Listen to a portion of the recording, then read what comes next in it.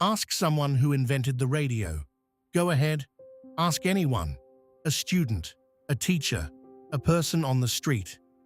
The answer comes back quickly, confidently, almost without thought. Guglielmo Marconi. It's on the plaques. It's in the textbooks. Marconi won the Nobel Prize for it in 1909. There are statues of him, streets named after him, museums dedicated to him. He is, in the official record of history, the man who gave the world wireless communication. And yet, in 1943, the same year Nikola Tesla died, alone, in a New York hotel room, the Supreme Court of the United States quietly issued a ruling, a legal decision about patent rights, a decision that most people have never heard of and that most history books do not emphasize. The court ruled that several of Marconi's key radio patents were invalid because the technology they described had already been invented by someone else. The story of who invented the radio is not a simple story. It is not a story with one hero and one villain. It is a story about the gap between invention and recognition, about what it means to be first, about how history decides who gets the credit, and what happens, sometimes decades later, when history changes its mind. By the end of this, you will know the full story, and you will understand why it matters, not just for radio, not just for Tesla, but for every technology you use today.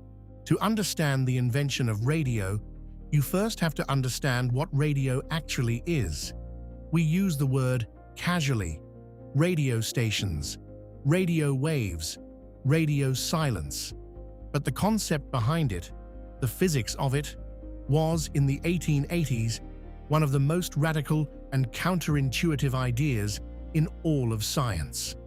The idea is this: energy can travel through empty space, not through a wire, not through water, not through air in the conventional sense, through nothing, or rather, through the invisible field that permeates everything, what physicists call the electromagnetic field.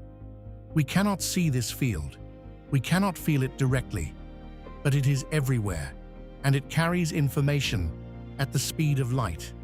When you speak into a microphone connected to a radio transmitter, your voice is converted into an electrical signal.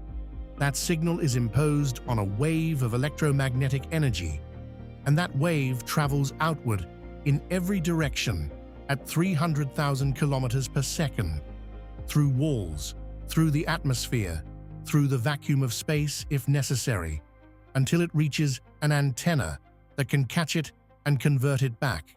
This is not magic, it is physics.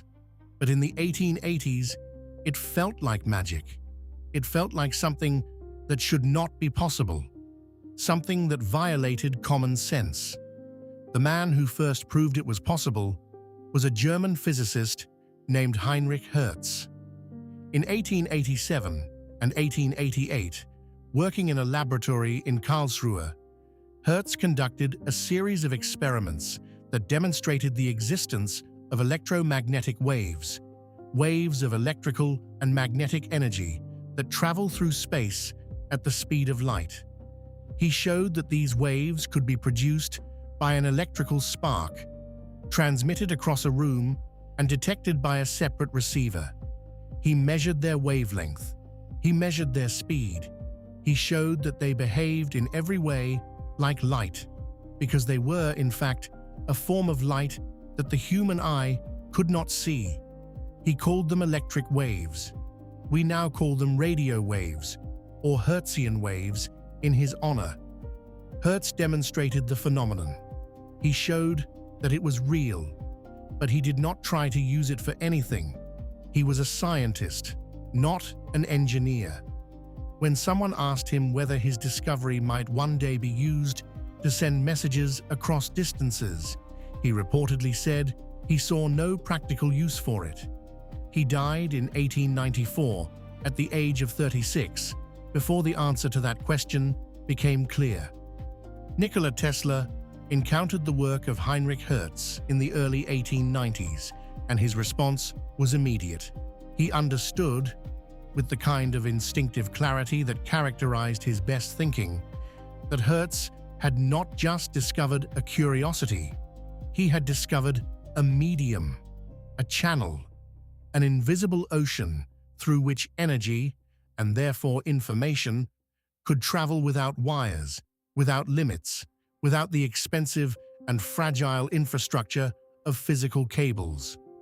Tesla had spent years working with alternating current.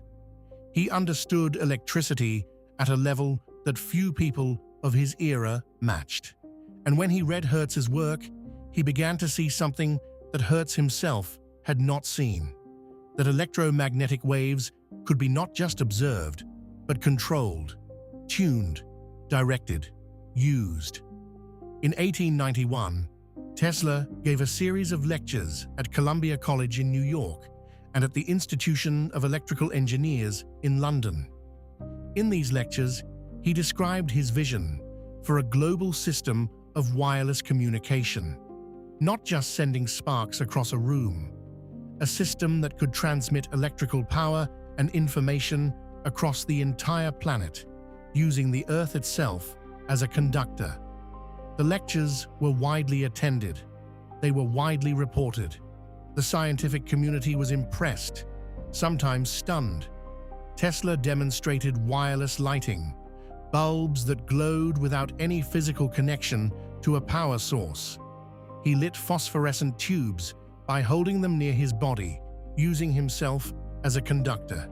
He was theatrical, brilliant, and specific about what he believed was possible. In 1893, at the World's Columbian Exposition in Chicago, the same World's Fair where Westinghouse and Tesla's AC system had illuminated the grounds, Tesla gave a public demonstration that included the fundamental principles of radio transmission.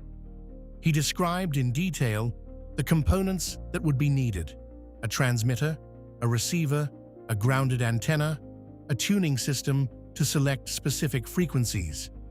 He was describing radio, not as a dream, as a technical blueprint. In 1897, Tesla filed patents in the United States for a system of wireless transmission. The patents were granted. They covered the key innovations that made practical radio possible: the use of tuned circuits to select specific frequencies, the use of a grounded antenna, the method of transmitting and receiving electromagnetic waves in a controlled way. These were not vague ideas.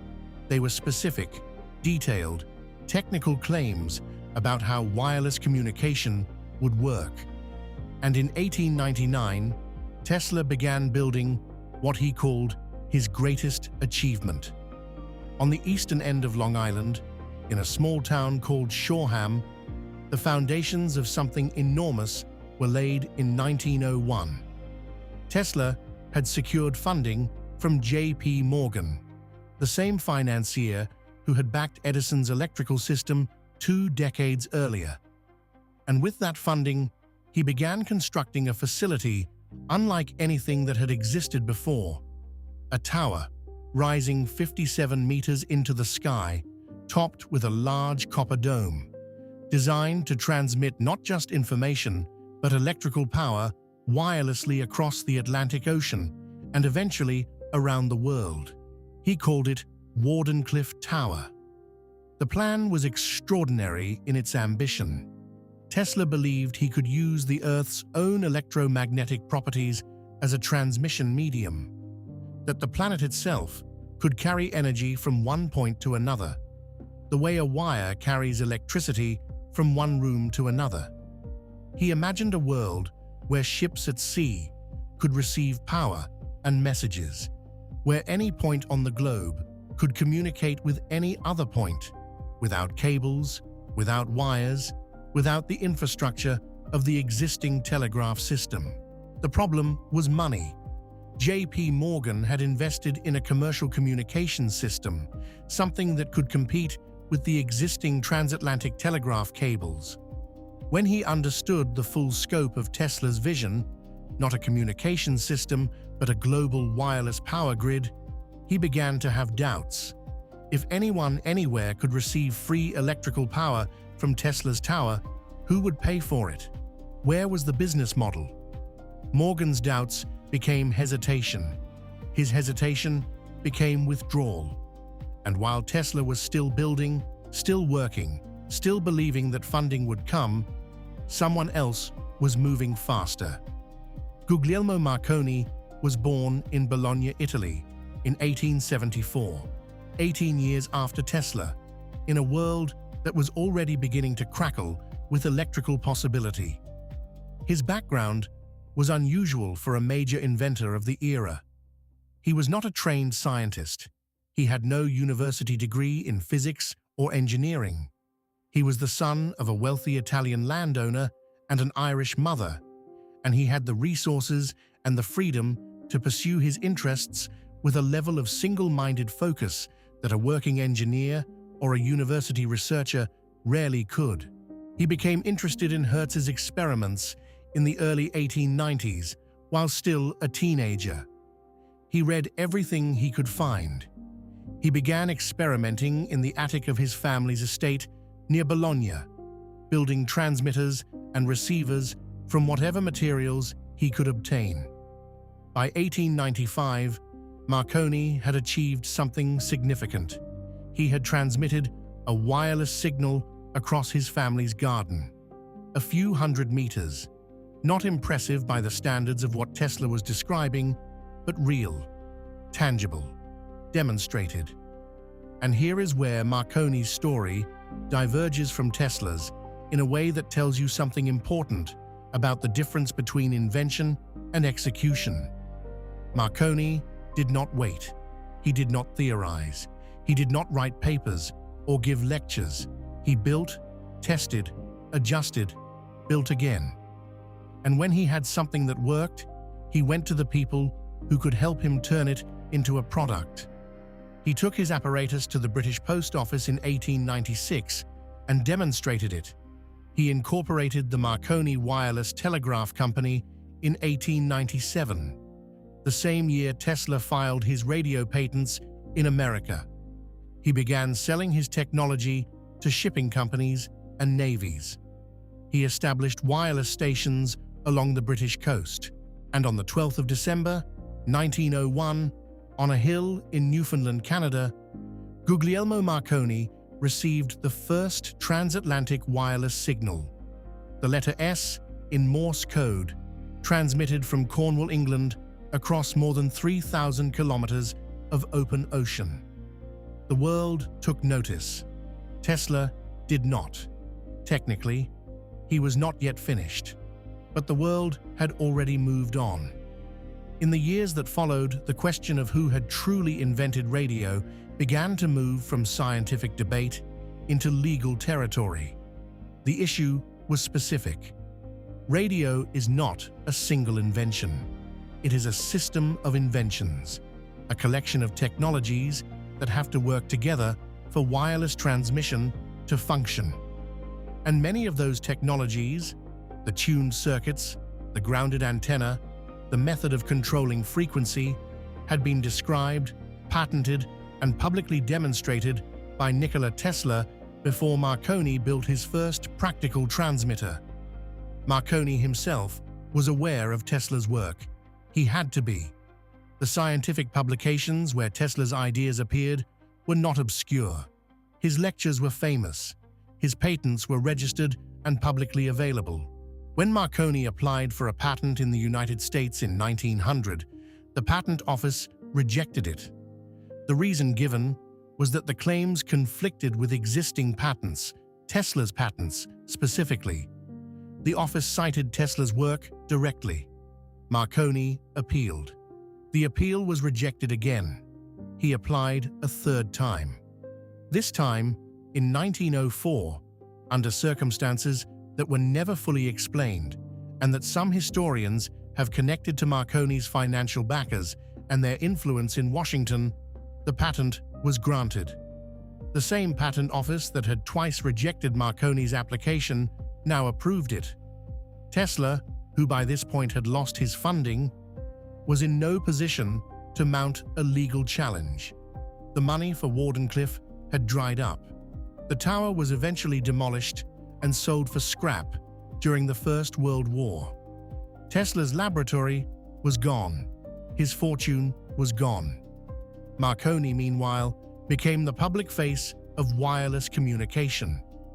He received the Nobel Prize in Physics in 1909, sharing it with the German physicist Karl Braun. The citation praised him for the development of wireless telegraphy. Tesla was not mentioned. Tesla filed suit against Marconi in 1915. The case moved slowly, as patent cases do. By the time the American legal system was ready to deliver a verdict, Tesla was dead. He died on the 7th of January, 1943, alone, in the New Yorker hotel. The world he had helped to build humming invisibly around him. 6 months later, the Supreme Court of the United States ruled in a related case, brought not by Tesla, but by the United States government, which had its own reasons for disputing Marconi's patents during wartime, that Marconi's radio patents were invalid. The court held that the essential innovations had been anticipated by prior work, by Tesla, by Oliver Lodge, a British physicist who had also contributed key elements of the radio system, by John Stone, an American engineer. The ruling was issued on the 21st of June, 1943. It was not widely reported. There were other things to think about. There was a war, and Tesla was already dead. The full picture, when you put it together, is more complicated than either the Marconi story or the Tesla story alone. Radio, like the light bulb, was not invented by a single person in a single moment. It emerged from a decade of overlapping work by scientists and engineers across multiple countries. Hertz in Germany, Tesla in America, Lodge in Britain, Popov in Russia, Marconi in Italy. Each of them contributed something real. Hertz proved the waves existed. Lodge demonstrated that they could be detected and controlled.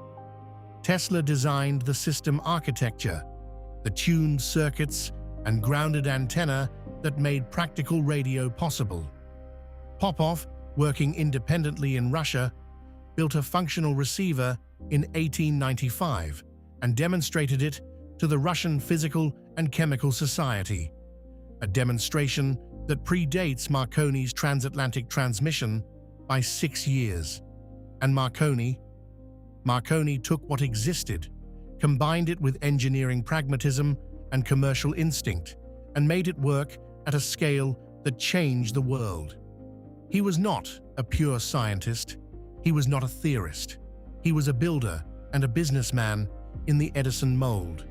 Someone who understood that an idea unused is just an idea, and that making technology real requires not just invention, but investment, demonstration, and relentless practical refinement.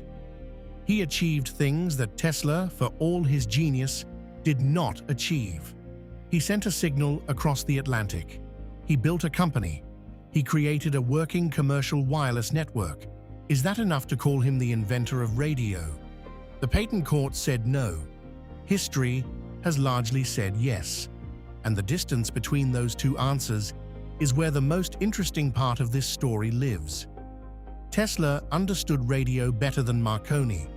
This is not a controversial claim among historians of science. His theoretical grasp of electromagnetic waves, his system-level thinking, his specific technical innovations, these were genuinely ahead of his contemporaries. So why did he lose? The answer is not simple, but it has several parts. The first is Wardenclyffe. Tesla's ambition was too large. He was not trying to build a radio transmitter. He was trying to build a global wireless power grid, a system that would have made electrical infrastructure as we know it unnecessary. That ambition required resources and timelines that no commercial investor was willing to support in 1901. When J.P. Morgan withdrew, Tesla had no fallback. He could not scale down his vision. He could not pivot to a smaller, more immediately profitable application. He bet everything on the tower, and the tower was never finished. The second is temperament. Tesla was, in many ways, the opposite of a businessman. He was contemptuous of the commercial aspects of technology. He genuinely believed, at various points in his career, that his ideas were so obviously correct and so obviously valuable that the world would simply recognize them and provide what he needed. It rarely works that way. The third is timing. By the time the legal system was ready to vindicate him, he was gone. Patent cases move slowly. Life moves quickly. The decade that passed between Tesla filing suit and the Supreme Court ruling was a decade in which Marconi's name became permanently associated with radio in the public mind, in the schools, in the popular imagination. And the fourth, perhaps the most painful, is luck, or the absence of it. In 1895, just as Tesla was preparing to demonstrate wireless transmission over significant distances, his laboratory on South Fifth Avenue in New York City caught fire and burned to the ground. 5 floors of work, years of notes, prototypes, equipment, gone. It was the same disaster that had struck before, the same pattern. The extraordinary mind undone not by a superior competitor, but by a mundane catastrophe. He rebuilt, as he always did. But the delay was enough. By the time he was ready again, Marconi had moved. Here is what I find most worth thinking about when I sit with this story. We live in a world defined by wireless communication. Every mobile phone, every Wi-Fi network, every satellite link, every GPS signal, every Bluetooth connection, all of it descends directly from the principles that Tesla described in his lectures in 1891 and 1893. The architecture of modern wireless technology is his architecture. The mathematics is his mathematics. He imagined it first. He described it first. He patented the key elements first. He built, or tried to build, the first large-scale implementation. And yet his name is not on the plaque, or rather, it was not on the plaque. Until gradually, over the course of the late 20th century, historians and engineers began to re-examine the record. The 1943 Supreme Court ruling was rediscovered.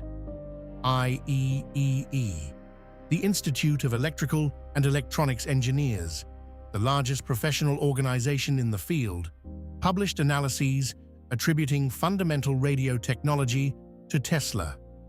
Textbooks began to change. The narrative began to shift.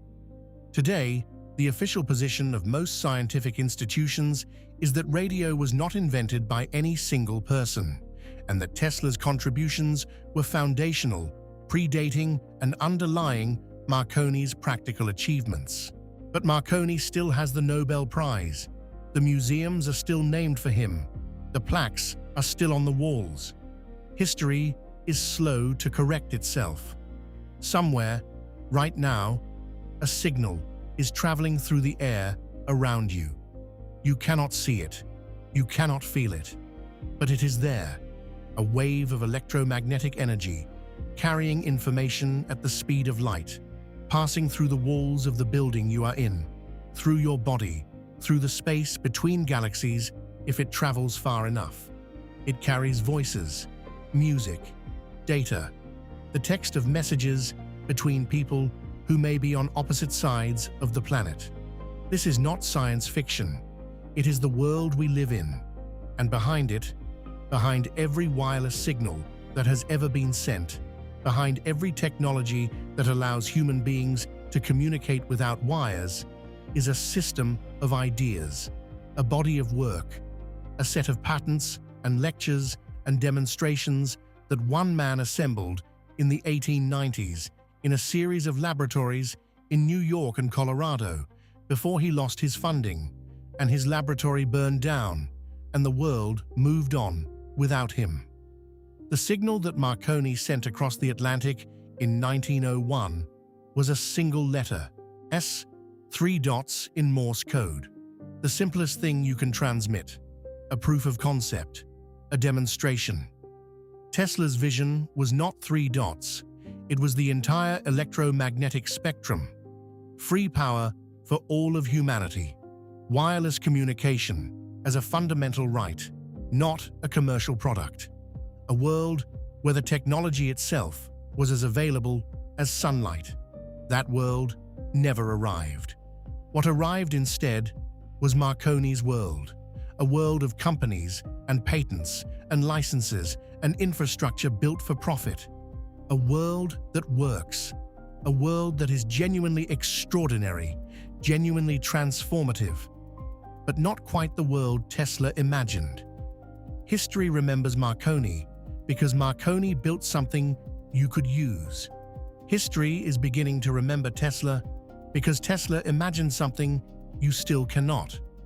Perhaps both of those things are true at the same time. The signal travels. Whoever sent it.